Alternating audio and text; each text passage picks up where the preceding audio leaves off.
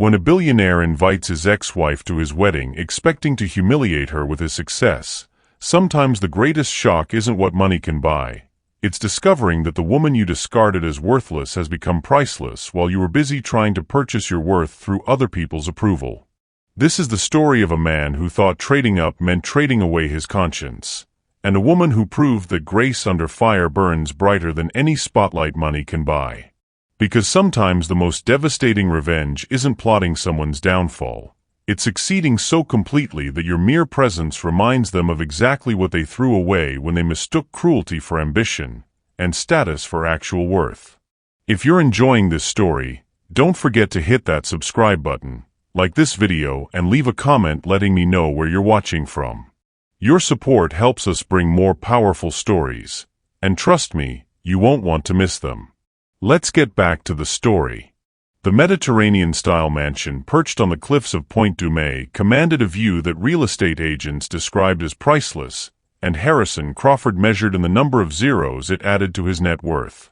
At 36, he stood on his expansive terrace overlooking the Pacific, adjusting his Armani tuxedo while mentally calculating the cost of the wedding reception that would cement his position among California's tech elite.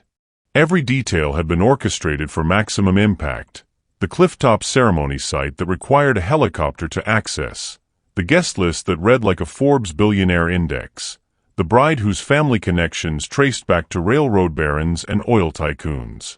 Harrison Crawford's wedding to Vivian Sterling would be more than a celebration. It would be a public declaration that the kid from Cleveland who'd once eaten cereal for dinner had successfully transformed himself into someone worthy of old money acceptance. "Darling, the photographer wants to capture some pre-ceremony shots," Vivian called from the bedroom, her voice carrying the cultivated accent that had been perfected at Swiss finishing schools and Ivy League social events. At 28, she possessed the kind of effortless elegance that came from generations of inherited confidence, never having to question her place in the social hierarchy that Harrison had spent years climbing. 5 minutes, Harrison replied, reviewing the guest list on his tablet one final time. 300 carefully selected invitees, each representing a strategic networking opportunity or social validation. Tech CEOs who could open doors to new markets. Investment partners who controlled billion-dollar funds. Society figures whose approval would complete his transformation from entrepreneur to establishment. But buried among the bold-faced names was one invitation that served a different purpose entirely, a calculated reminder of how far he'd traveled from his previous life. Diana Washington, his ex-wife of 3 years. Harrison's wedding planner had questioned the inclusion when she'd seen Diana's name on the list. "Are you certain about inviting your former spouse, Mr. Crawford? It's unusual and might create awkward dynamics for your guests." "Diana understands her place in my past," Harrison had replied with a cold confidence that had characterized all his dealings with the woman who'd once been his closest partner. "Her presence will simply highlight how much my life has improved since our divorce." The invitation itself had been a masterpiece of subtle condescension, formal enough to appear magnanimous, but timed and worded to emphasize the distance between his current success and their shared history of financial struggle. He'd imagined Diana opening the heavy cardstock invitation in whatever modest apartment she could afford on her settlement, processing the contrast between the opulent event described and the simple life she'd been reduced to after their separation. If she attended at all, which Harrison doubted, she would serve as the perfect reminder to his guests of his humble origins and dramatic ascension. The struggling consultant who'd once shared his ramen noodle dinners would provide an ideal foil to the railroad heiress who now shared his king-sized bed. "Harrison, your mother is on the phone," Vivian announced, holding out his cell with the expression of someone handling distasteful necessity. "She wants to confirm the arrangements for your father's wheelchair accessibility." Harrison felt the familiar tightness in his chest that came whenever his family intruded on his carefully curated new life. His parents had flown in from Cleveland, his father weakened by years of factory work and his mother still uncomfortable with wealth that seemed too grand to be real. They would be seated in the back during the ceremony, their presence acknowledged but not prominently displayed. "Tell her everything's been arranged," Harrison said without taking the phone. "The venue coordinator has all the details." Vivian's slight frown suggested disapproval of his dismissive tone, but she was too well-bred to comment directly. Her own family, who traced their American lineage to Mayflower passengers and measured social standing in centuries rather than quarterly reports, had accepted Harrison as a suitable match primarily because his billions compensated for his pedestrian background. "The helicopter should be arriving soon to transport the wedding party," Vivian continued, consulting her diamond-encrusted watch. "Though I still think we should have arranged separate transportation for certain guests." Harrison understood her meaning. Diana Washington would be arriving via the shuttle buses provided for less distinguished invitees, a detail he'd specifically orchestrated to emphasize the hierarchy of importance among his guests. The first helicopter arrived at 2 p.m., carrying the most prominent members of the wedding party across the scenic 20-minute flight from LAX to the clifftop ceremony site. Harrison watched from the terrace as his groomsmen, fellow tech CEOs and venture capital partners, stepped onto the helipad with the casual confidence of people accustomed to luxury transportation. "Remarkable view, Crawford," called out Marcus Steinberg, founder of 3 successful startups and early investor in CloudSync. "Though I have to say, after seeing this setup, my own wedding feels positively pedestrian in comparison." "That was the intention," Harrison replied with a smile that didn't reach his eyes. Everything about this event was designed to overshadow and surpass, to establish his position at the apex of success rather than simply among the successful. By 3 p.m., the ceremony site was filling with guests who represented the pinnacle of West Coast power and influence. Harrison moved through the crowd with practiced ease, accepting congratulations and admiring comments about the venue while mentally cataloging each interaction for future networking value. "Harrison, wonderful to see you looking so happy," offered Patricia Chun, whose family's tech dynasty had shaped Silicon Valley for 3 generations. "Vivian is absolutely radiant. Such a perfect match." "Thank you, Patricia. I feel incredibly fortunate." Harrison's response was automatic, the kind of gracious humility that successful people displayed when discussing their obvious advantages. But as the ceremony time approached, Harrison found himself scanning the crowd for one particular face, curious whether Diana had actually accepted his invitation or if his calculated gesture of superiority would go unwitnessed by its intended target. At 3:45 p.m., with the wedding party positioned and guests seated in elegant chairs overlooking the Pacific, Harrison heard the distinctive sound of helicopter rotors approaching from the east. The aircraft appeared against the blue sky like a sleek black insect, its approach creating a momentary distraction from the pre-ceremony conversations. "That must be the last of the VIP arrivals," the wedding coordinator whispered to Harrison, consulting her tablet to confirm the flight manifest. But something was different about this helicopter. Instead of the utilitarian aircraft he'd arranged for guest transportation, this was a luxury model, the kind that charged 5 figures for a single flight and catered to clients who valued privacy and exclusivity above all else. The helicopter touched down with practiced precision, its rotors gradually slowing as a figure emerged from the passenger compartment. Harrison found himself staring across the ceremony site, his breath catching as he recognized the woman stepping onto the red carpet that led from a helipad to the guest seating area. Diana Washington looked nothing like the struggling consultant he'd envisioned.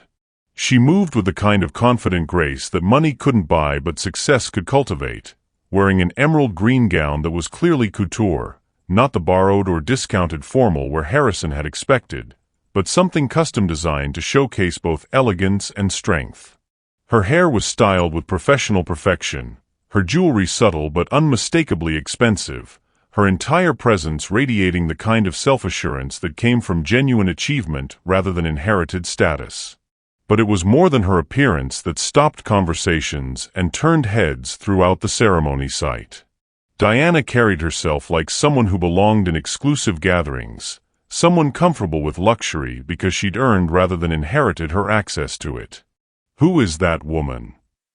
Harrison heard Vivian whisper to her maid of honor, clearly noting the attention Diana's arrival was generating among their guests. I have no idea, came the confused reply. But she certainly knows how to make an entrance. Harrison watched in growing unease as Diana moved through the crowd, greeting several guests with the warmth of established relationships rather than the awkwardness of a social outsider. Marcus Steinberg rose from his seat to embrace her with obvious pleasure, their conversation animated by what appeared to be genuine friendship. Diana, I didn't know you'd be here, Marcus called out loud enough for nearby guests to hear. How was the Singapore expansion launch? I heard TechFlow's implementation exceeded every projection. Better than we hoped, Diana replied with a smile that combined professional satisfaction with personal warmth. Though I suspect you had something to do with their willingness to take risks on untested strategies. You give yourself too little credit. Best strategic consultant I've ever worked with, and I've worked with plenty. Harrison felt something cold settle in his stomach as he processed the implications of their exchange. Diana wasn't attending his wedding as a displaced ex-wife seeking closure or a struggling consultant impressed by his success. She was here as a peer among his guests, someone whose professional reputation had earned her independent access to the same social and business circles he'd fought so hard to penetrate. Harrison, Patricia Chen, appeared at his elbow, her expression curious rather than congratulatory. I didn't realize you'd invited Diana Washington. How thoughtful of you to include your business mentor in such an important celebration. Business mentor? Harrison's voice was carefully controlled despite the confusion churning in his chest. Of course. Diana's work with emerging tech companies has been remarkable. Half the people here have benefited from her strategic guidance at some point. Patricia's tone suggested this was common knowledge that Harrison should obviously possess. Though I suppose you'd know that better than anyone, given your history together. As the ceremony began and Harrison took his position at the altar, he found himself stealing glances at Diana throughout the proceedings. She sat near the front, not because of any special arrangement he'd made, but because other guests had insisted she join them in the premium seating reserved for VIPs. During the exchange of vows, Harrison's carefully rehearsed words about love and partnership felt hollow in his mouth, especially when he caught sight of Diana's expression, not the envy or sadness he'd expected, but something that looked like pity mixed with disappointment. When the officiant pronounced them husband and wife, Harrison kissed Vivian with the awareness that his moment of triumph was being witnessed by someone who understood exactly what he'd sacrificed to achieve it.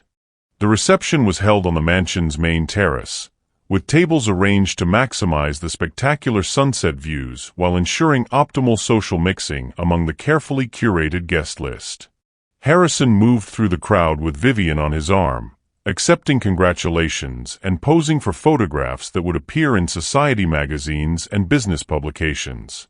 But his attention kept drifting to Diana, who seemed to be at the center of multiple conversations with guests he'd assumed wouldn't know her name. She moved through his reception with the ease of someone comfortable in exclusive social settings, her presence generating the kind of organic interest that suggested genuine respect rather than polite curiosity. "Congratulations, Harrison," Diana said when she finally approached him during the cocktail hour, her voice warm but carrying undertones he couldn't quite identify. "You've created a beautiful celebration." "Thank you for coming," Harrison replied automatically, then found himself asking, "I have to admit, I'm surprised to see you here. I wasn't sure you'd be able to make it." "Of course I came." Marcus and Patricia insisted, and several other guests mentioned how much they were looking forward to seeing me. Diana's smile was genuine but revealed nothing about her thoughts regarding the invitation or its presumed purpose. "Besides, I wanted to congratulate you personally on your success." "My success?" "Your wedding, your company, your obvious happiness." Diana gestured toward the opulent gathering around them. "You've achieved everything you dreamed about when we were starting out." There was something in her tone, not sarcasm exactly, but a quality that suggested she was measuring his achievements against different criteria than the ones he'd expected her to use. "And you?" Harrison found himself asking despite his better judgment. "How have you been managing since the divorce?" Diana's laugh was soft and genuinely amused. "I've been very well, thank you. Building something of my own, as it turns out." Before Harrison could ask what she meant, Vivian appeared with the wedding coordinator, needing his input on the timing for dinner service and evening entertainment. But as he was pulled away to handle hosting duties, Harrison caught sight of Diana's reflection in the terrace's glass doors, poised, confident, and completely at ease in surroundings he designed to intimidate her. For the first time since planning this wedding, Harrison Crawford began to suspect that his carefully orchestrated display of superiority might have revealed something entirely different than what he'd intended. The question was whether he was prepared to learn what Diana Washington had become in the 3 years since he decided she wasn't worthy of sharing his success. Some invitations were extended to showcase triumph. Others, as Harrison was beginning to realize, provided opportunities for education about the difference between achievement and character, between winning and being worthy of what you'd won. Have you ever made assumptions about someone's life that turned out to be completely wrong? The first crack in Harrison's carefully constructed evening came during dinner, when he overheard a conversation at the table directly adjacent to the head table where he sat with Vivian and their families. "Diana, you simply must tell everyone about the Copenhagen deal," Patricia Chen was saying, her voice carrying the enthusiasm of someone sharing exciting gossip. "The way you turned around Nordic Tech's entire expansion strategy was absolutely brilliant." Harrison found himself leaning slightly toward their table, his conversation with Vivian's grandmother about her charity work fading into background noise as he strained to hear Diana's response. "It was really a team effort," Diana replied with the kind of modest professionalism Harrison remembered from their marriage, but there was something different in her tone now, the quiet confidence of someone who'd proven herself rather than someone still trying to. Nordic Tech had excellent leadership. They just needed help seeing how their technology could scale beyond Scandinavian markets. "A $200 million expansion in 18 months, added Marcus Steinberg, raising his wine glass in a small toast. "I've seen Fortune 500 companies struggle with half that growth rate." Harrison's fork paused halfway to his mouth. $200 million expansion? He'd assumed Diana was working as a freelance consultant, helping small businesses with basic strategy questions for modest fees. The numbers being discussed suggested something far more substantial. "What exactly does Diana do?" Vivian asked quietly, having noticed Harrison's distraction and followed his gaze to the neighboring table. "She's a consultant," Harrison answered automatically, though he was beginning to realize his understanding of her work might be incomplete. "What kind of consulting?" Before Harrison could formulate an answer that wouldn't reveal his ignorance about his ex-wife's career, the conversation at Diana's table grew loud enough to be unavoidable. "The Singapore launch has to be your biggest success story, though," said James Rodriguez, a venture capitalist whose fund had backed several of Harrison's competitors. "Taking TechFlow from a regional player to global platform in 2 years. That's the kind of transformation most companies spend decades trying to achieve." "TechFlow had the technology and vision," Diana responded. "They just needed strategic guidance on market entry and partnership development. Sometimes the difference between success and failure is knowing which doors to open first." Harrison felt his chest tighten as he processed what he was hearing. TechFlow was one of CloudSync's major competitors, a company that had seemingly appeared from nowhere to challenge his market position with innovative features and aggressive expansion. He'd spent months trying to understand their strategic advantages, hiring expensive consultants to analyze their business model and growth tactics. According to the conversation happening 3 feet away from him, Those advantages had been designed by his ex-wife. "Harrison, dear, you seem distracted," observed Vivian's mother, a woman whose family had been wielding social influence since before the tech industry existed. "Is everything all right?" "Perfect," Harrison replied with a smile that felt increasingly forced. "Just admiring how well the evening is going." But as dinner progressed, Harrison found it impossible to ignore the growing evidence that Diana's presence at his wedding wasn't the social awkwardness he'd anticipated. She was clearly known and respected by many of his guests, her professional reputation apparently established enough that people sought her opinions on industry trends and business strategies. During the main course, Harrison excused himself to visit the bar, ostensibly to check on the service, but really to position himself where he could observe Diana's interactions without appearing to eavesdrop. What he saw was unsettling: animated conversations with people he'd assumed wouldn't know her name, business cards being exchanged, and the kind of professional networking that happened when successful people encountered someone whose expertise they valued. "Remarkable woman," said a voice beside him at the bar. Harrison turned to find Robert Sterling, Vivian's uncle and managing partner of one of California's most prestigious investment firms. "I had no idea you'd maintained such a cordial relationship with your ex-wife." "We've remained friendly," Harrison replied carefully. "Wise of you. Diana's work has been transformative for several companies in our portfolio. Her strategic insights helped 3 of our investments achieve successful exits last year." Robert's tone carried the appreciation of someone who measured value in concrete financial returns. "She has an unusual talent for seeing growth opportunities that others miss." "What exactly has she been working on?" Robert's eyebrows rose slightly, as if surprised by Harrison's apparent ignorance about his ex-wife's career. "Strategic consulting for emerging tech companies, primarily. Market expansion, partnership development, organizational scaling, the kind of high-level advisory work that can make or break a company's transition from startup to major player." Harrison felt something cold settle in his stomach. "And she's been successful at this?" "Extraordinarily. Her client list reads like a who's who of the next generation of tech leaders. Companies that most people haven't heard of yet, but will be household names within 5 years." Robert's expression grew more curious.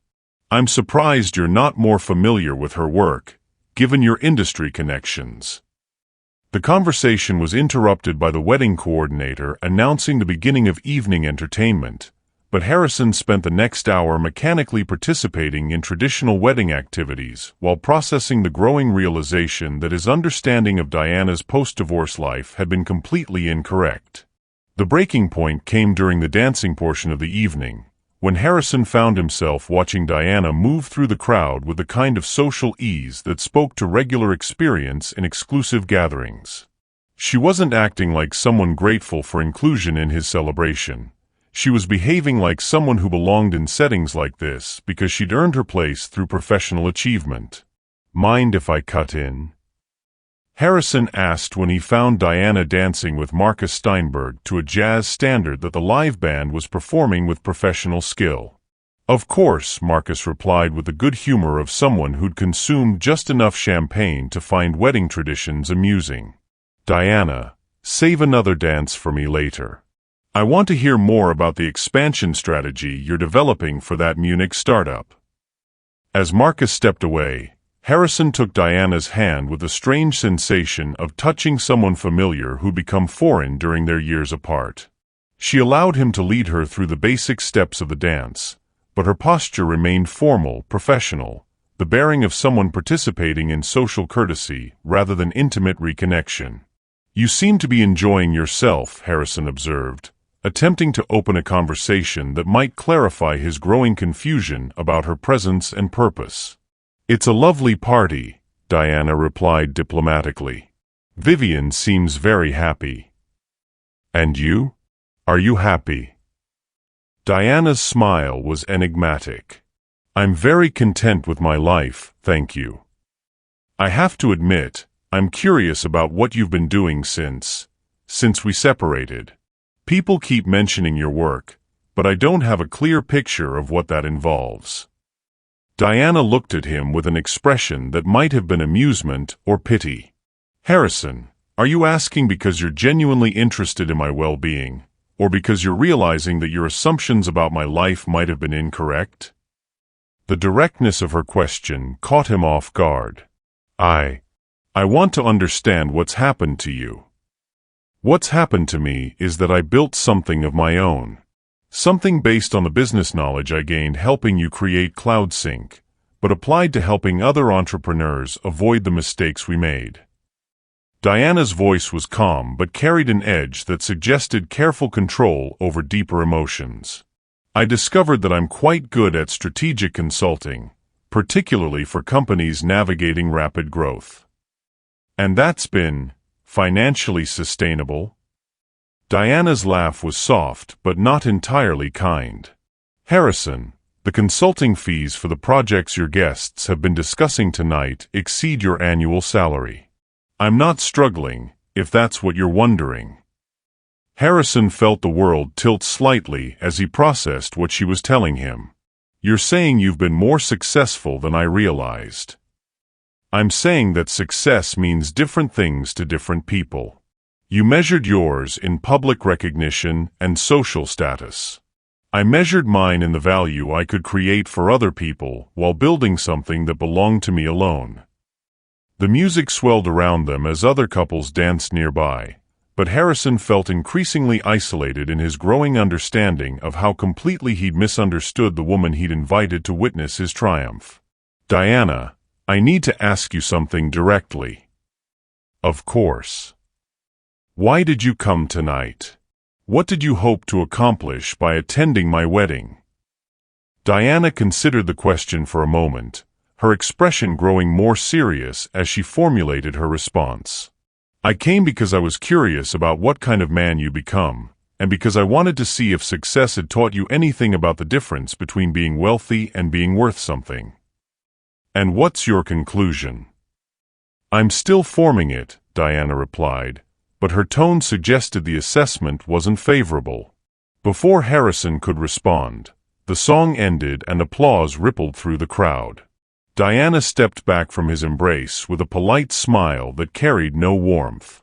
"Thank you for the dance," she said with formal courtesy. "I should let you return to your other guests."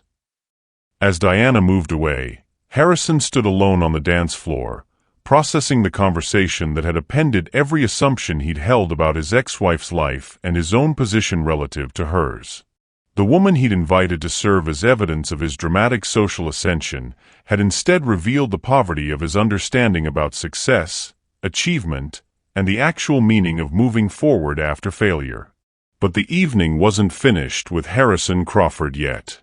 At 10 p.m., during the champagne toasts that traditionally marked the peak of wedding celebrations, Harrison's assistant approached him with an expression of barely controlled panic. "Mr. Crawford, I'm sorry to interrupt, but there's an urgent call from the CloudSync board. Something about a major client cancellation that requires immediate response." Harrison felt his stomach drop. "Which client?" "TechFlow. They're terminating their partnership agreement effective immediately and switching to a competitor. The board wants you on a conference call within the hour to discuss damage control." Harrison's gaze immediately found Diana across the terrace, engaged in animated conversation with a group that included several of his most important guests. TechFlow, the company whose strategic transformation she'd orchestrated, was severing ties with CloudSync on the night of his wedding. The coincidence felt too precise to be accidental. "Sir," his assistant prompted, "should I tell the board you'll join the call?" Harrison looked around at his wedding reception, the culmination of years of social climbing and careful image management, then at Diana, who was smiling at something Marcus Steinberg had said while apparently unaware of the crisis that was about to dominate Harrison's evening. "Tell them I'll call them back in 30 minutes, Harrison said finally. "I need to handle something first." As his assistant retreated to make the call, Harrison realized that his carefully orchestrated evening of triumph was about to become something entirely different, a reckoning with the consequences of treating people as disposable assets rather than human beings worthy of respect and consideration. The question was whether he was prepared to face what Diana Washington had become in his absence, and what her success revealed about the choices he'd made in pursuit of his own. Some lessons couldn't be avoided indefinitely, and some truths demanded acknowledgement even when their timing was inconvenient for the people who needed to hear the most. Harrison Crawford was about to discover that the most expensive education wasn't the one you paid for. It was the one that cost you everything you thought you'd gained by abandoning your principles. Harrison found Diana standing near the cliff's edge, away from the reception's noise, gazing out at the Pacific where moonlight painted silver paths across the dark water. She'd removed her heels and was holding them in one hand, her designer gown flowing in the coastal breeze like she belonged in this moment of natural beauty more than in the manufactured elegance behind them. Enjoying a moment of peace? Harrison asked, approaching her with careful steps across the manicured lawn. Something like that, Diana replied without turning around. It's beautiful here, though I imagine the view comes with quite a price tag. 8 figures, Harrison confirmed, then immediately regretted the casual display of wealth. I mean, it's been a good investment. Diana turned to face him, and in the moonlight Harrison could see something in her expression that he'd been too distracted to notice during their dance. Not anger exactly, but a kind of patient sadness that was somehow worse than fury would have been. Harrison, why did you really invite me to your wedding? The directness of her question, combined with the privacy of their location, stripped away the social pretenses that had governed their interactions all evening. Harrison felt exposed in a way that had nothing to do with the ocean breeze. I wanted you to see how well I was doing. How much my life had improved since our divorce. Improved from what? From when we were together. The struggling, the uncertainty, the limitations we faced because of our circumstances. Harrison gestured toward the mansion and the reception beyond. I wanted you to see what I'd achieved. Diana's smile was sad and knowing. Harrison, do you remember what I said to you the day our divorce was finalized? Harrison felt his chest tighten. He remembered that day with painful clarity, Diana sitting across from him in the lawyer's office, her signature transforming 7 years of marriage into a legal dissolution that freed him to pursue the social climbing that his success had made possible. You said you hoped I would find what I was looking for. And have you? Found what you were looking for? Harrison looked back at his reception, where his new wife was charming investors, while photographers captured images that would cement his position in California's social hierarchy. Everything he'd dreamed of achieving was visible from where they stood. I thought I had. But now you're not sure? Now I'm wondering if what I was looking for was worth what I gave up to find it. Harrison's admission surprised him with its honesty. Diana, I owe you an apology. Not just for tonight, but for how our marriage ended. The way I treated you was calculated, Diana finished quietly. You made a business decision about our relationship. I was an asset that had become a liability. So you liquidated your position to pursue better opportunities. The clinical language made Harrison wince, but he couldn't deny its accuracy. That's a harsh way to put it. It's an honest way to put it. You evaluated our marriage based on whether I could help or hinder your social advancement, and you concluded that I was holding you back from the life you wanted. I was young and stupid and focused on all the wrong things.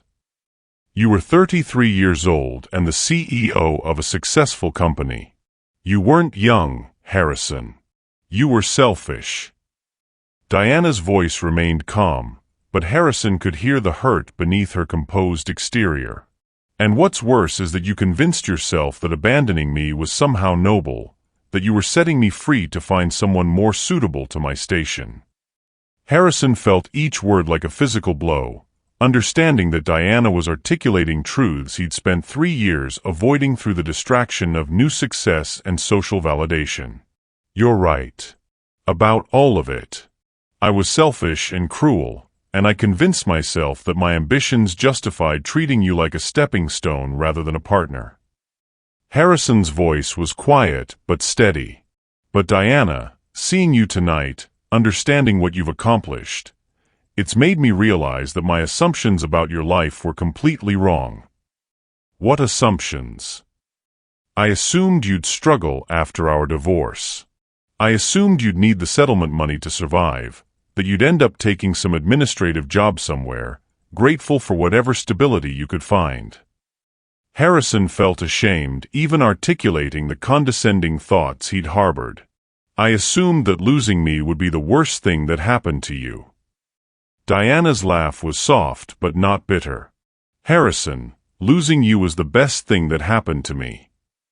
The words hit him like a physical punch, not because they were cruel but because they were clearly true. Diana wasn't saying it to hurt him. She was simply stating a fact that had taken her 3 years to fully understand. "Best thing. You ending our marriage forced me to discover who I was as an individual rather than as half of a partnership. It made me develop my own professional identity instead of supporting yours. It taught me that I didn't need someone else's success to validate my worth." Diana's voice grew stronger as she spoke. "Harrison, I spent 7 years helping you build your dream. After our divorce, I finally got to build my own. And it's been fulfilling. More than I ever imagined possible. Not because I'm wealthy now, though the financial independence is nice, but because I'm doing work that matters to me, with people who value my contributions for their own merit rather than how well I support someone else's ambitions." Harrison felt the weight of what she was describing, understanding that Diana had achieved something he'd never experienced, genuine satisfaction with her professional identity rather than simply the validation that came from external recognition. "Diana, can I ask you something else?" "Of course." TechFlow, the company that's been competing with Cloud Sync so successfully. Your work with them, was that connected to us? To what happened between us? Diana considered the question carefully before responding. TechFlow hired me because they needed strategic guidance on market expansion. Their CEO, Jennifer Chun, had heard about my work with other companies and thought I could help them scale more effectively. "But you knew they were our competitor." "Of course I knew. Just like I knew that Nordic Tech was exploring acquisition opportunities that might impact Cloud Sync's European expansion, and that the Singapore launch I helped orchestrate would put competitive pressure on your Asian market share." Harrison felt his blood pressure spike as he processed what Diana was telling him. "You've been systematically helping our competitors?" "I've been helping companies that hired me to solve legitimate business challenges. The fact that those companies happen to compete with Cloud Sync is a natural result of the interconnected nature of the tech industry." Diana's voice remained calm despite the accusation implicit in his question. "Harrison, you can't seriously expect me to limit my professional opportunities based on how they might affect your business interests. But you had to know that helping our competitors would hurt Cloud Sync. Just like you had to know that divorcing me to pursue social advancement would hurt me personally. But that didn't stop you from making the decision you felt was best for your interests." The parallel was devastating and undeniable. Harrison had prioritized his ambitions over their relationship, and Diana was now prioritizing her professional success over any consideration for his business welfare. "So this is revenge." "This is business," Diana corrected firmly. "The same cold, calculated decision-making you used when you decided our marriage was incompatible with your social goals. I'm simply applying the same logic to my professional choices." Harrison stared at her, understanding that Diana had turned his own methods against him with surgical precision. She wasn't being vindictive or emotional. She was being exactly as ruthlessly practical as he'd been when he decided she was a liability to his advancement. But Diana, we could have been partners in all of this. If I hadn't been so focused on status and social climbing, we could have built something together. Your success, my resources, we could have been unstoppable. We were partners, Harrison. For 7 years, we were equal partners in building your dream. But when that dream became reality, you decided that I was no longer worthy of sharing it.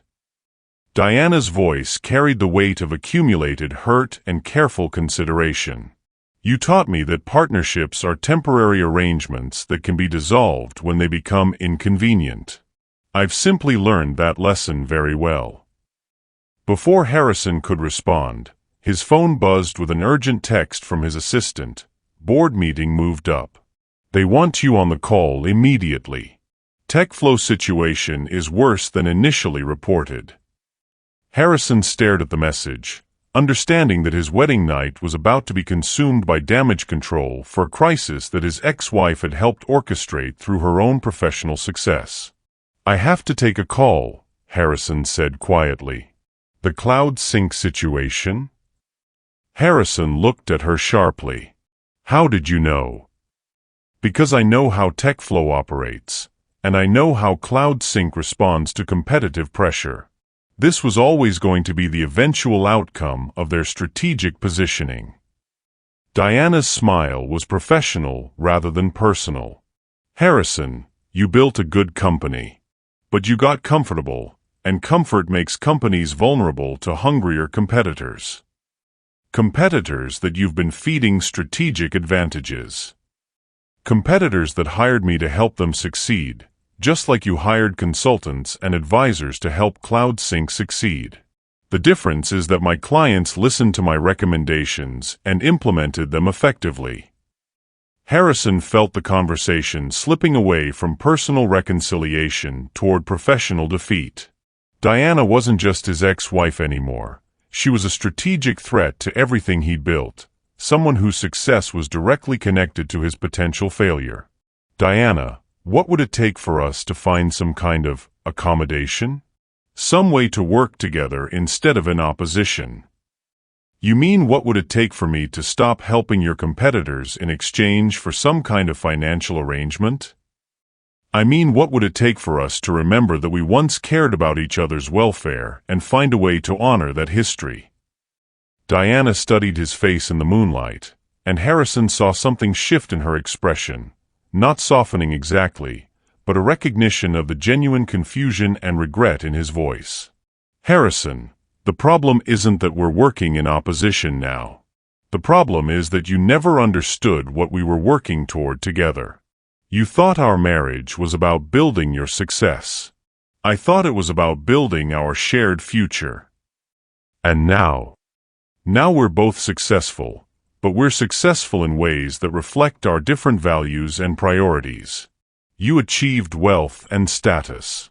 I achieved independence and professional fulfillment. Those aren't necessarily compatible goals. Harrison's phone buzzed again, this time with a call from the Cloud Sync board chair. The crisis that Diana had helped create was demanding his immediate attention, pulling him away from the conversation that might be his only chance to understand what he'd lost and what he might still be able to salvage. I have to take this call, Harrison said reluctantly. I know. And Harrison. Yes. For what it's worth, I hope you find a way to solve whatever challenges CloudSync is facing. Not because I regret my professional choices, but because I remember the passion you once had for building something meaningful. That passion was one of the things I loved most about you. As Harrison walked back toward the reception to take the most important business call of his career, he understood that the evening had revealed something he hadn't expected. Diana Washington had become not just successful, but formidable. She transformed from someone he discarded as incompatible with his ambitions into someone whose own ambitions posed a direct threat to everything he'd built. The question was whether he was prepared to face the consequences of treating a partner like a liability, and whether there was any path forward that didn't require choosing between his business interests and his growing understanding of what he'd actually lost when he'd chosen status over substance. Some reckonings couldn't be postponed indefinitely, and some debts came due exactly when you were least prepared to pay them. Harrison Crawford was about to learn that the most expensive mistake he'd ever made wasn't a bad business decision. It was the personal choice that had cost him the one person who could have helped him build something lasting instead of just something profitable. Have you ever realized that someone you underestimated had become more successful than you imagined? Sometimes our greatest surprises come from discovering that the people we dismissed have achieved exactly what we thought they couldn't. Share your story of unexpected reversal in the comments below. The emergency board call took place in Harrison's home office, a glass-walled sanctuary overlooking the reception that continued without him on the terrace below. Through the floor-to-ceiling windows, he could see his wedding guests enjoying champagne and dancing while he faced the potential collapse of everything he'd built over the past decade. "The situation is worse than we initially reported," announced board chair Margaret Foster, her voice crackling through the conference speakers with the kind of controlled panic that preceded major corporate disasters. TechFlow isn't just terminating their partnership, they're implementing a competitive strategy that appears designed to systematically target our key client relationships. Harrison loosened his bow tie, feeling the weight of formal wedding attire that now seemed absurdly inappropriate for crisis management. What specific actions are they taking? Direct outreach to our largest enterprise clients, offering superior service packages at significantly reduced rates. They're not just competing with us, they're actively poaching our customer base with inside knowledge of our pricing structures and service limitations. CFO Richard Sterling's voice joined the call with additional devastating details. "We've confirmed contact with at least 15 major accounts, including 3 of our top-tier clients who are already considering switching providers. If this continues, we could lose 30% of our revenue within 6 months." Harrison felt his chest tighten as he processed the magnitude of the threat. How do they have inside knowledge of our pricing and service models? That's what we need to determine. This level of strategic precision suggests someone with intimate knowledge of our operations is providing competitive intelligence. Through his office windows, Harrison could see Diana on the terrace, engaged in animated conversation with Marcus Steinberg and several other tech industry leaders. Her presence at his wedding had initially seemed like an opportunity to showcase his social ascension. Now it felt like a calculated infiltration of his most important relationships. "There's something else," Foster continued. "We've learned that TechFlow's strategic transformation over the past 18 months was orchestrated by an external consultant who's been working with multiple companies in our competitive space. Someone who appears to have comprehensive understanding of our market positioning and operational vulnerabilities." Harrison closed his eyes, understanding exactly who had been providing that strategic guidance. Diana Washington. "You know her. She's my ex-wife. And she's attending my wedding reception right now, networking with our investors and partners while we deal with the crisis she helped create." The silence on the conference call spoke volumes about the board's processing of this information. "Harrison," Foster said carefully, "are you suggesting that your former spouse has been systematically undermining CloudSync through her consulting work?" "I'm suggesting that someone with intimate knowledge of our company's development, growth strategies, and competitive weaknesses has been helping our rivals exploit every advantage they can gain over us." Sterling's voice carried barely controlled anger. "If this is some kind of personal vendetta disguised as business competition, we need to consider legal action. Corporate espionage, breach of confidentiality agreements, intentional interference with business relationships." "It's not espionage," Harrison interrupted, though the words felt hollow as he spoke them. "Diana has been working as a legitimate strategic consultant, helping companies develop growth strategies that happen to compete with ours." Companies don't accidentally develop strategies that's precisely targeted at a competitor's vulnerabilities, Foster replied. This level of competitive intelligence suggests either industrial espionage or someone with inside knowledge providing systematic guidance to our rivals. Harrison found himself in the impossible position of defending Diana while acknowledging that her success was directly threatening his company's survival. Diana learned about our business during our marriage, but that knowledge was gained legitimately through our partnership, not through any breach of corporate security. Legitimately gained or not, it's being used to destroy our market position, Sterling said bluntly. Harrison, we need to know exactly what information your ex-wife had access to during your marriage, and how that information might be being used against us now. The conversation continued for another hour, with board members outlining defense strategies and damage control measures, while Harrison provided increasingly uncomfortable details about Diana's knowledge of CloudSync's operations. By the time the call ended, Harrison understood that his company was facing an existential threat that had been orchestrated by someone who'd once shared his bed and his dreams. When he finally returned to the reception at nearly midnight, the celebration was winding down but still elegant, guests lingering over late-night cocktails while a jazz trio provided sophisticated background music. Harrison moved through the crowd accepting final congratulations, while his mind remained focused on the crisis that would dominate his immediate future. He found Diana preparing to leave, saying goodbye to Marcus and Patricia near the valet stand where luxury cars were being retrieved for departing guests. "Leaving so early?" Harrison asked, approaching the group with forced casualness. "It's been a lovely evening, but I have an early morning flight," Diana replied with the polite distance of someone concluding a social obligation. "Congratulations again on a beautiful celebration. Where are you flying to?" "Singapore. TechFlow is opening their new regional headquarters next week, and they've asked me to help with the launch strategy."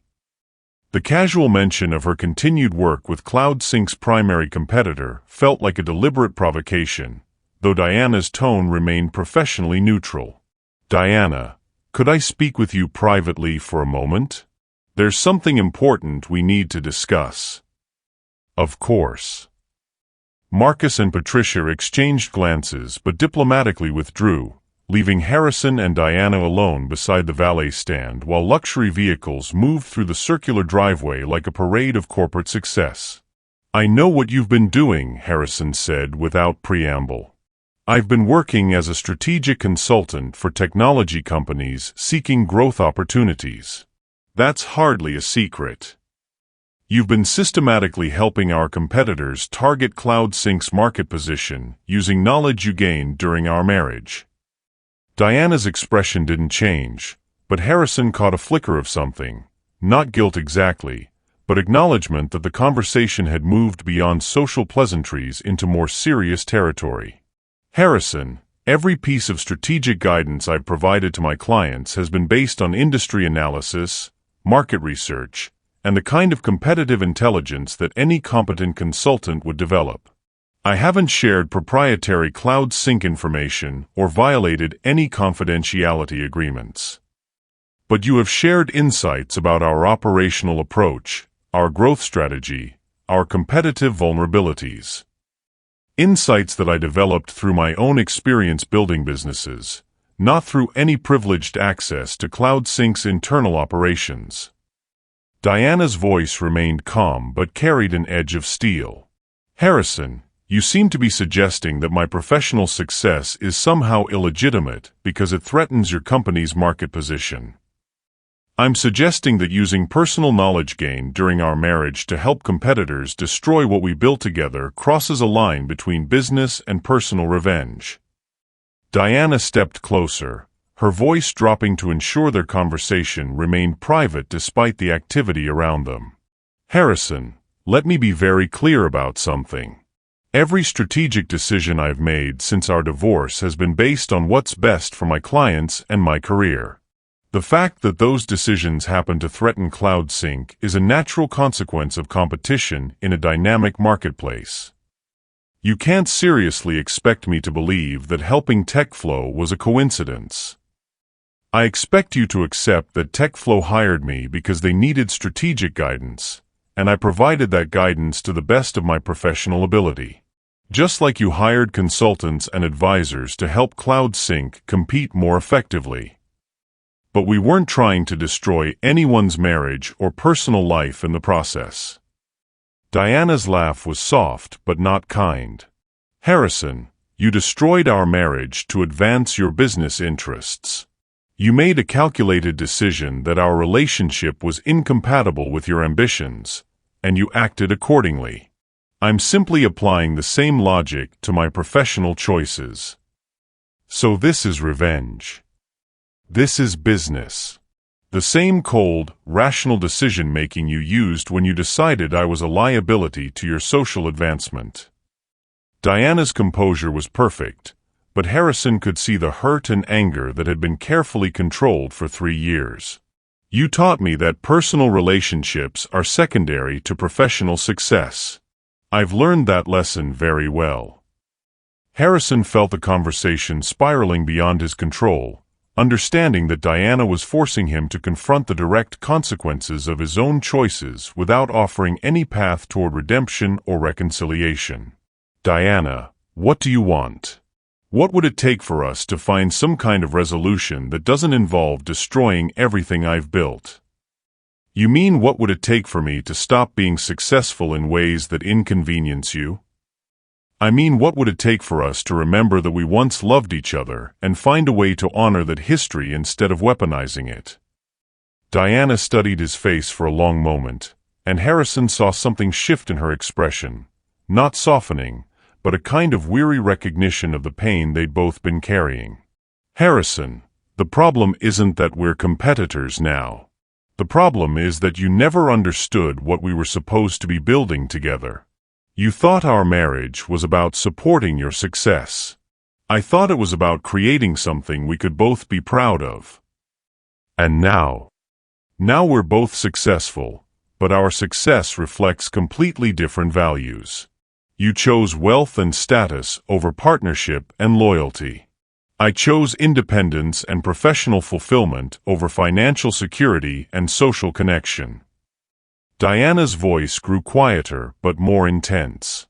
We became exactly who we chose to become when we decided what mattered most. Diana, what if I chose wrong? What if everything I've built isn't worth what I sacrificed to get it?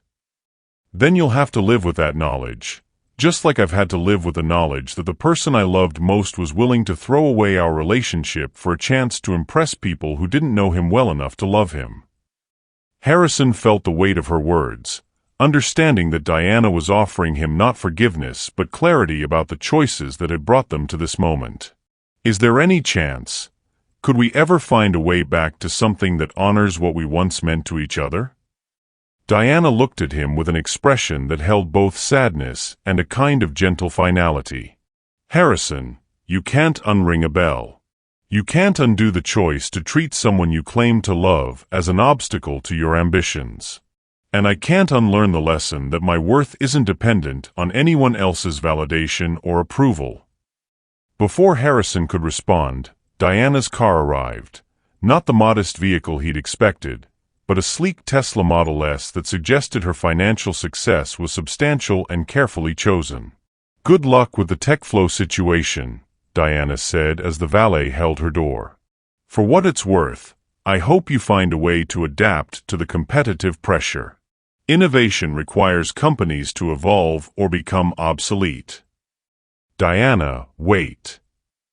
But she was already in the car, the window sliding up with the smooth efficiency of German engineering, leaving Harrison standing alone in his circular driveway while his wedding reception continued behind him and his business empire faced threats that his ex-wife had helped orchestrate.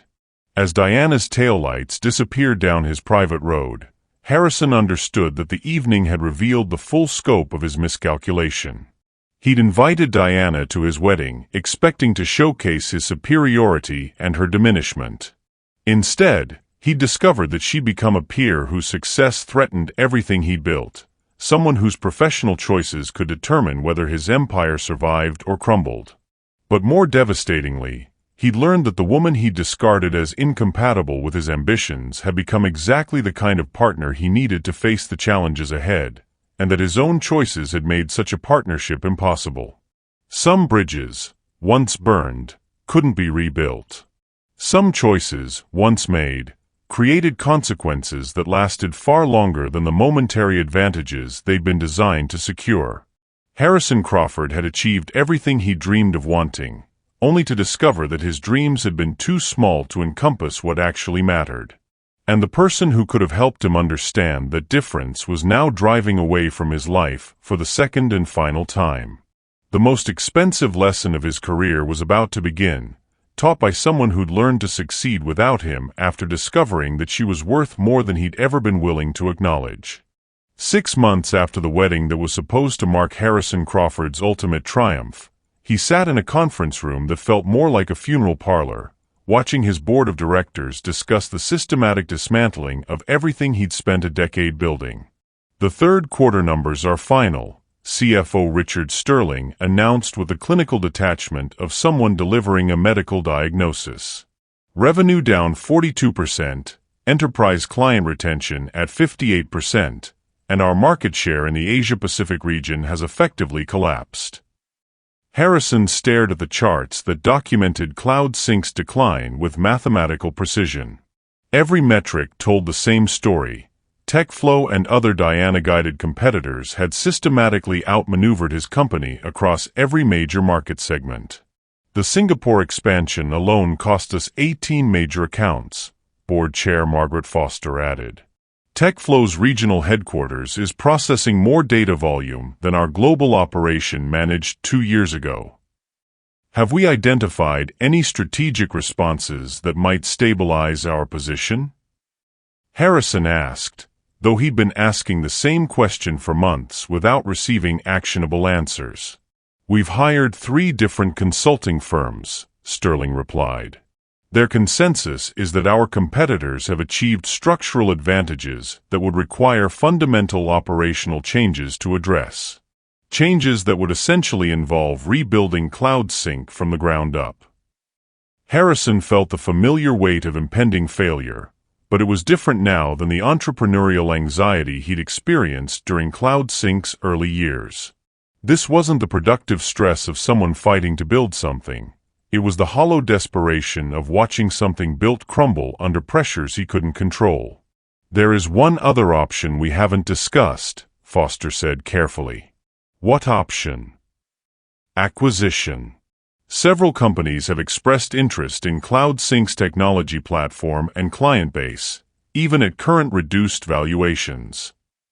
Harrison felt his chest tighten. You're talking about selling the company. We're talking about maximizing shareholder value before market conditions deteriorate further, Sterling corrected. The offers are substantial, even if they're well below our peak valuation. What kind of offers? Foster consulted her tablet with the efficiency of someone who'd been preparing for this conversation. The most serious inquiry is from TechFlow.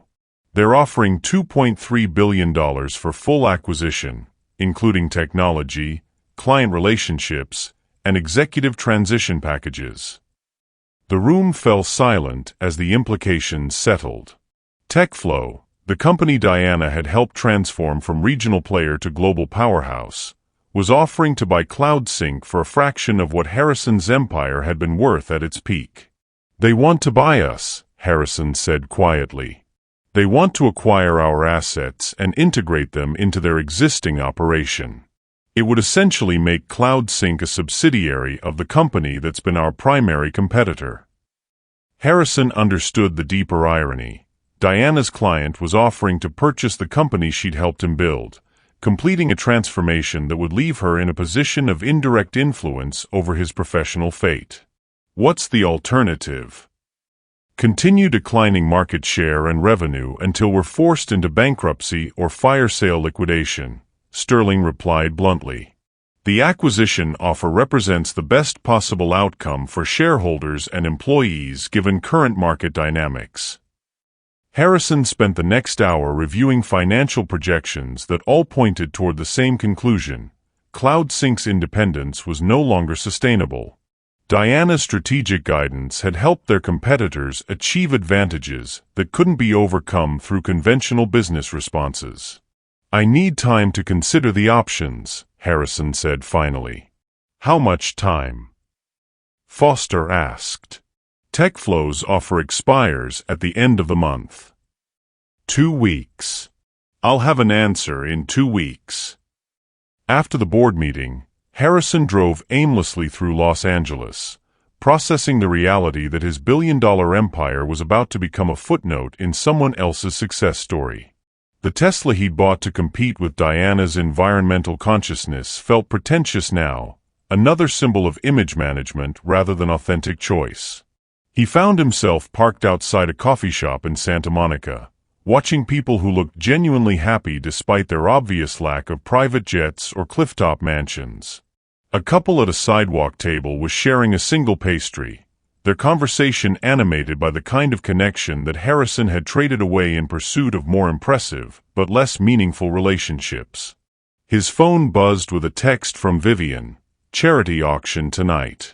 Need you there by 7 for photos. Your mother called asking about Christmas plans." Harrison stared at the message, understanding that his life had become a series of obligatory appearances designed to maintain a social position that felt increasingly hollow. Vivian was exactly what he'd thought he wanted: beautiful, well-connected, and completely uninterested in understanding who he was beneath the wealth and status that had attracted her. The contrast with Diana was devastating. His ex-wife had seen potential in him when he had nothing but ideas and determination. Vivian saw only the finished product of his success, and Harrison was beginning to understand that loving someone for their achievements was different from loving them for their character. That evening, at a charity auction where tickets cost more than most people's monthly salary, Harrison found himself surrounded by the social circle he'd fought so hard to join. But watching Vivian charm investors while photographers captured their practiced smiles, he felt more alone than he had during his months of ramen dinners and all-night coding sessions. "Harrison, wonderful to see you," called Patricia Chun, approaching with the kind of social warmth that California's elite had perfected. "How are you handling the business challenges?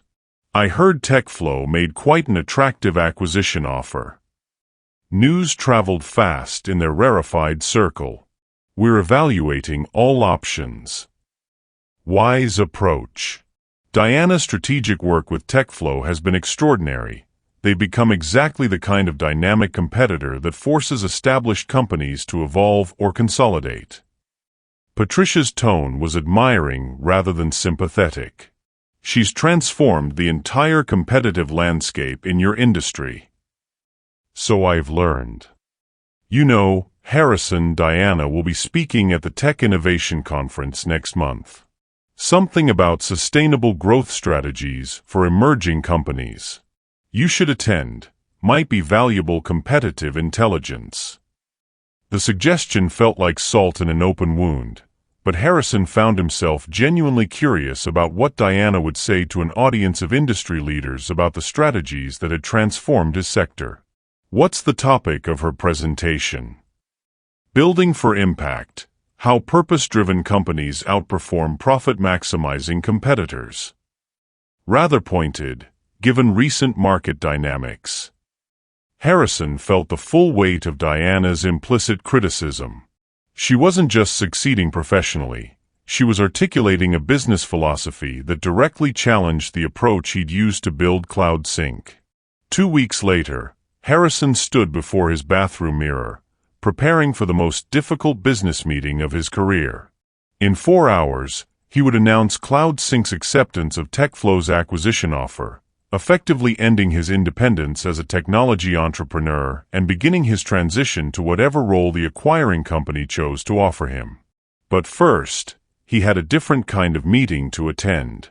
Diana had agreed to see him at her downtown Los Angeles office, a consultation that his assistant had scheduled as strategic discussion regarding industry transition. Harrison hadn't been entirely honest about the meeting's purpose, but he needed to understand something before he signed away everything he'd built.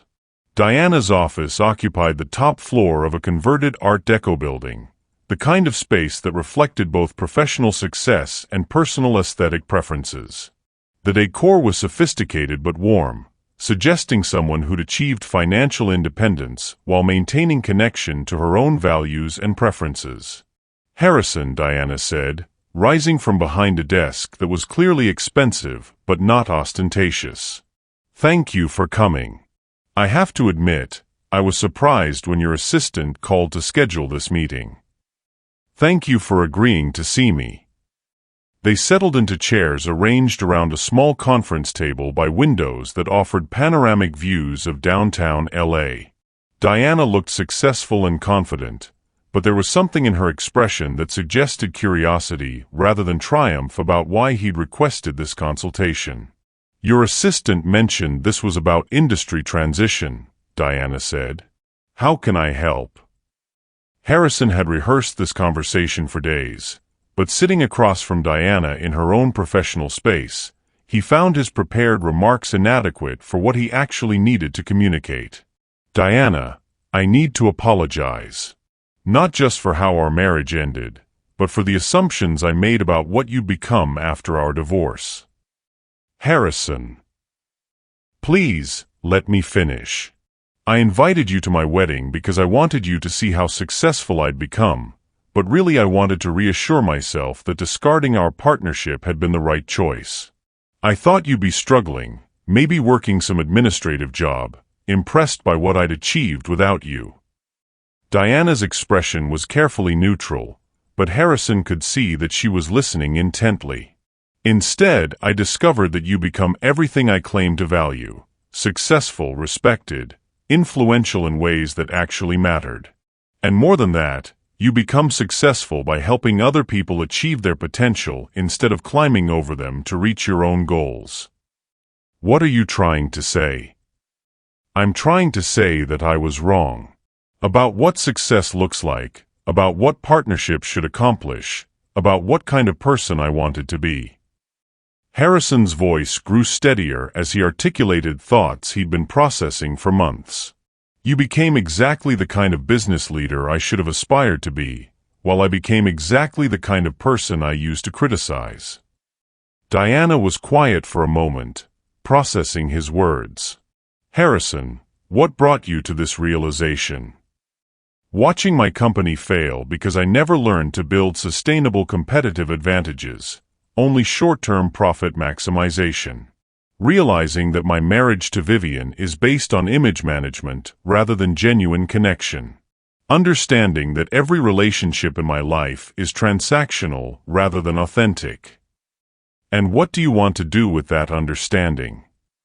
Harrison took a deep breath, knowing that what he said next would determine the direction of whatever remained of his professional life. "I want to learn how to build something that matters instead of just something that profits.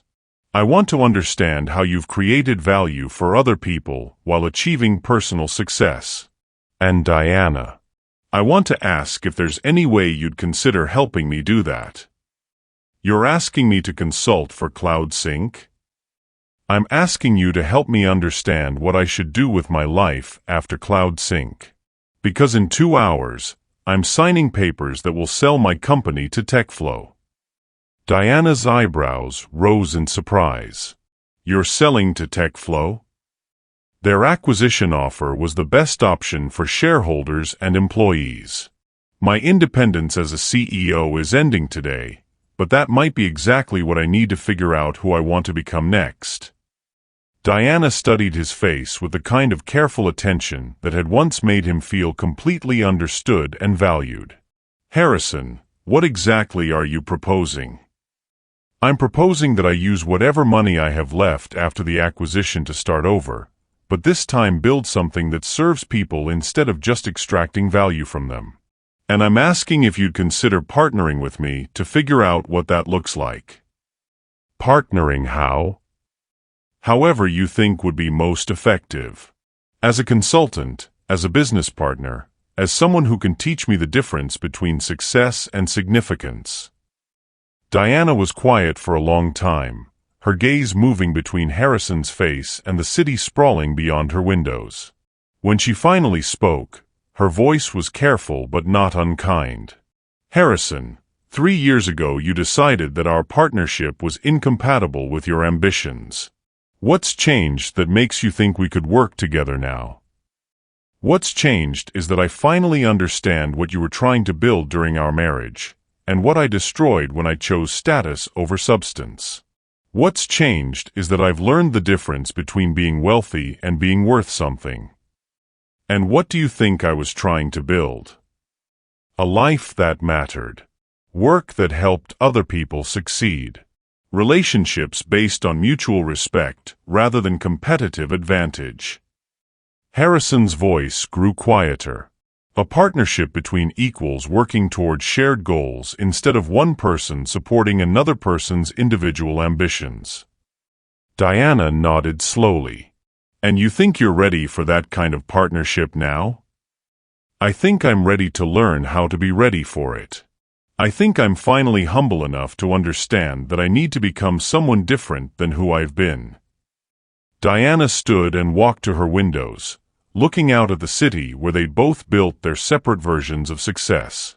When she turned back to face him, her expression was thoughtful rather than decisive. "Harrison, I'll consider working with you under 3 conditions." "What conditions?" "First, this can't be about getting back together romantically.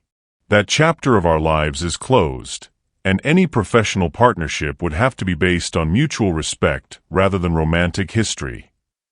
"I understand." "Second, any work we do together has to focus on creating value for other people, not on rebuilding your personal wealth or status. I won't help you climb another social ladder or accumulate another fortune just for the sake of accumulation." "Agreed." "And third, you have to be willing to start at the bottom and earn your way up through demonstrated commitment to values rather than just profitable outcomes. No shortcuts, no leveraging your existing reputation, no expecting immediate success." Harrison felt something ease in his chest as Diana outlined terms that sounded more like redemption than business negotiation. "I accept all 3 conditions. Diana, what kind of work would we focus on?"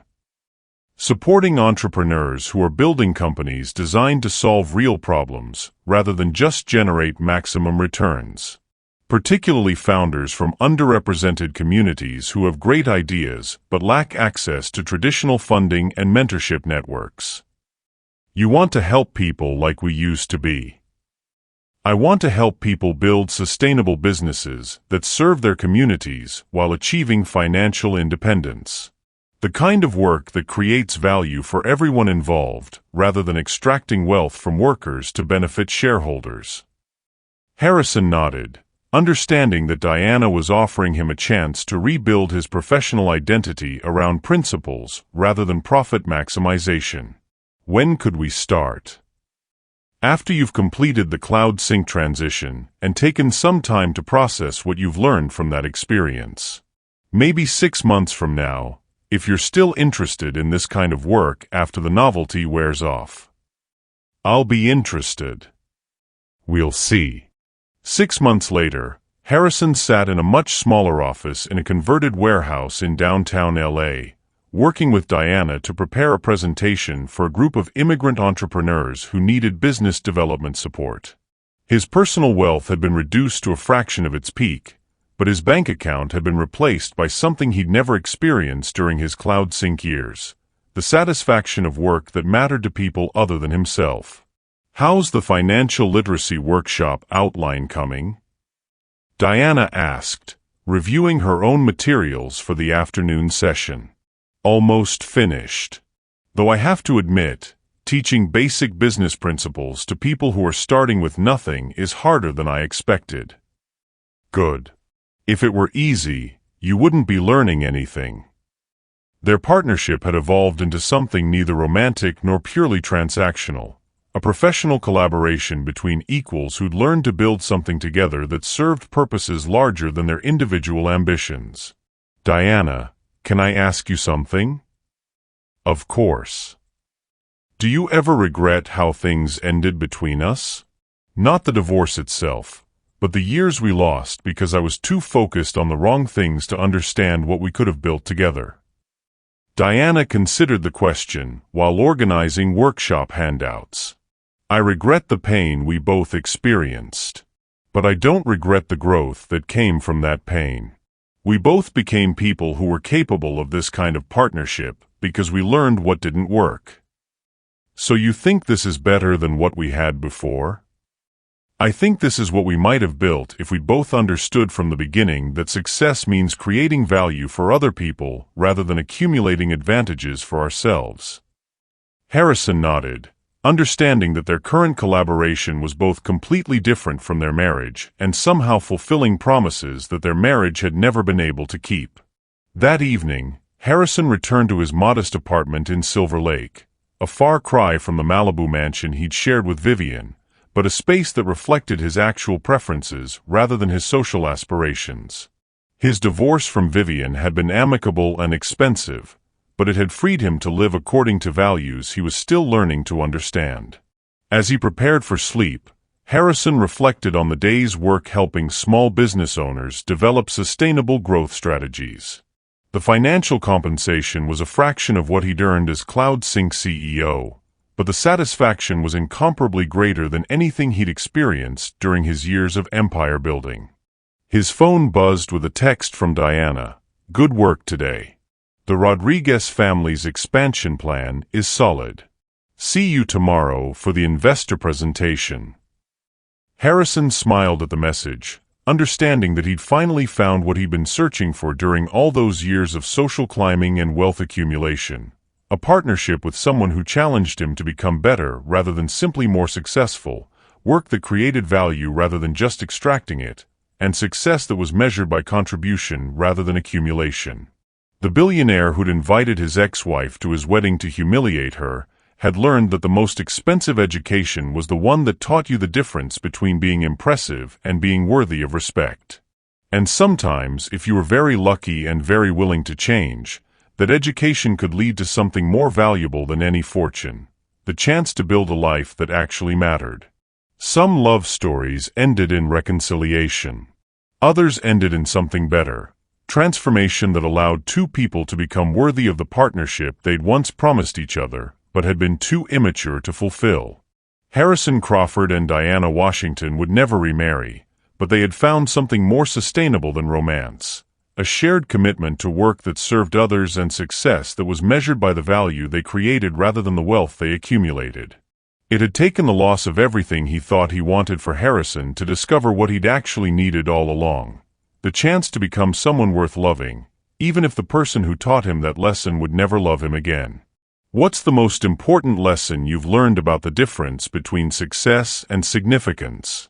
Sometimes our greatest achievements are measured not by what we accumulate, but by what we make possible for others. Share your story of a moment when you discovered that true success means contributing to something larger than yourself in the comments below.